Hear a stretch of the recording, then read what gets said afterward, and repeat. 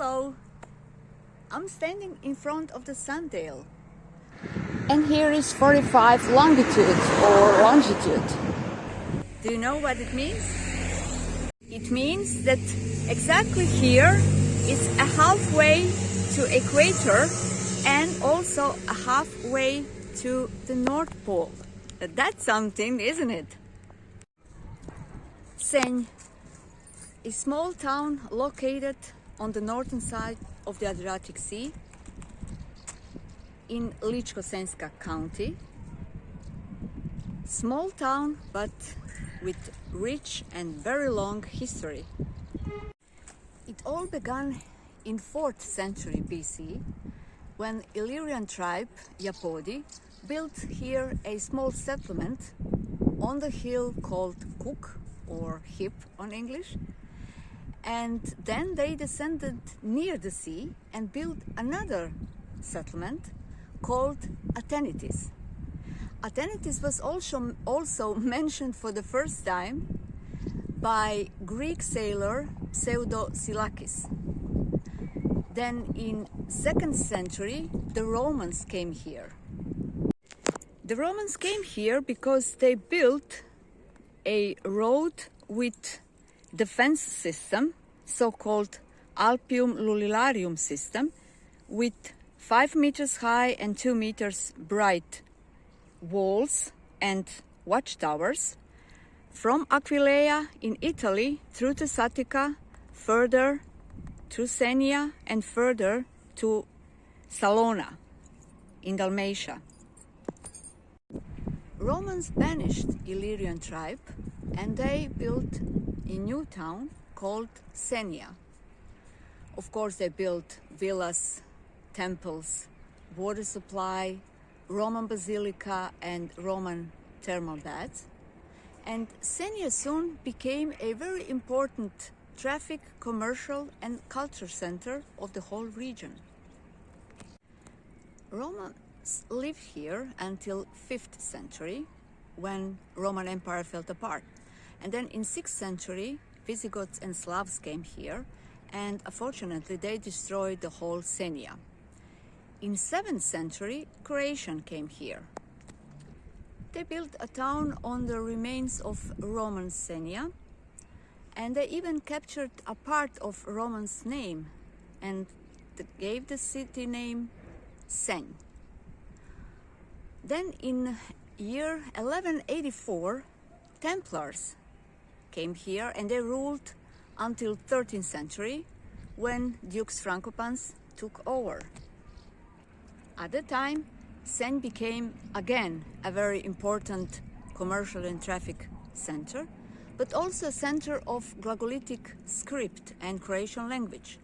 Even priests got a permission to use Glagolitic script and Croatian language at Mass.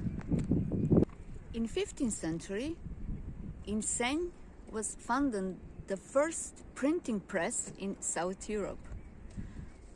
And in that century and also in 16th century, Ottomans were constantly in danger.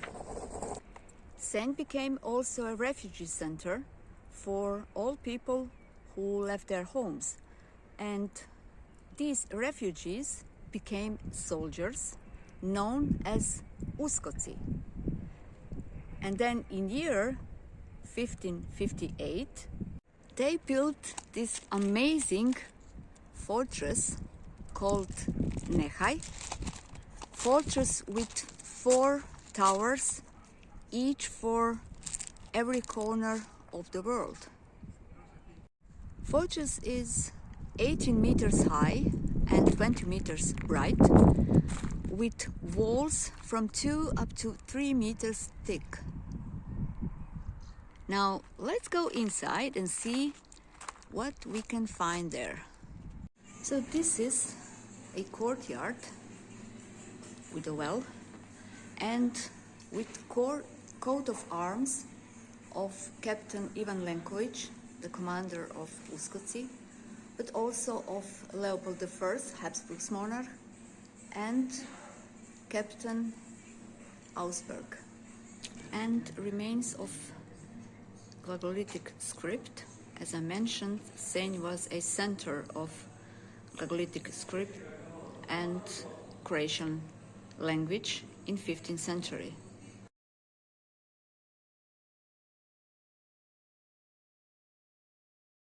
So I'm climbing up to the first floor. So here you can see how Senj looked like in 17th century.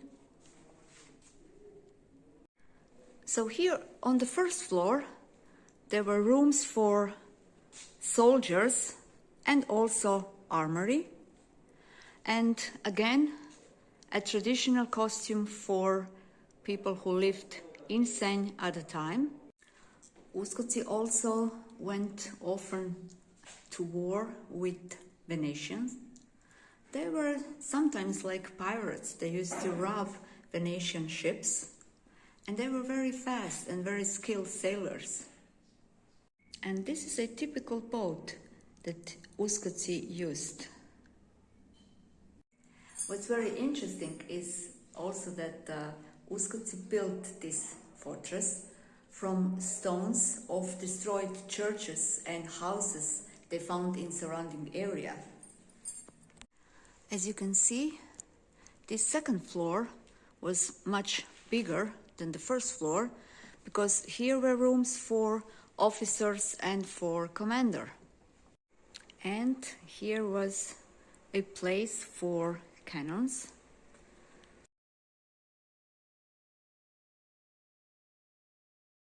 And you can see on this old map that Venetian used to call this part Golfo di Venezia. They obviously didn't think that Golfo di Venezia belongs to Adriatic Sea. Oh well. A portrait of Ivan Lenković, commander of Uskoci. Oh wow, they had big lockers for such a big keys. Some goldsmith tools and raw materials.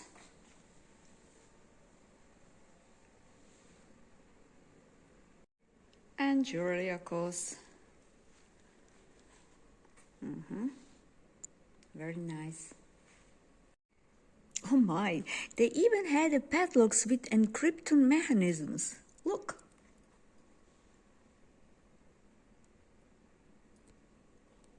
And even round lenses of eyeglasses. Amazing. And now up to the viewpoint. Oh wow, now this is amazing.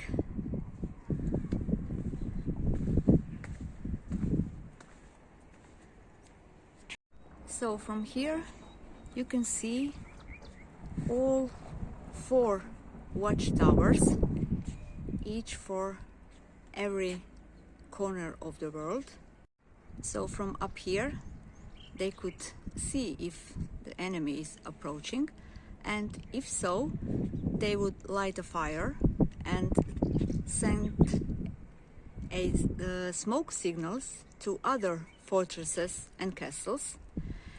If you have seen the movie The Lord of the Rings, then you will remember that they had the same technique.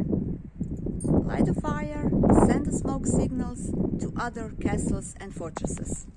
In one of my previous videos, I also mentioned north wind Bura.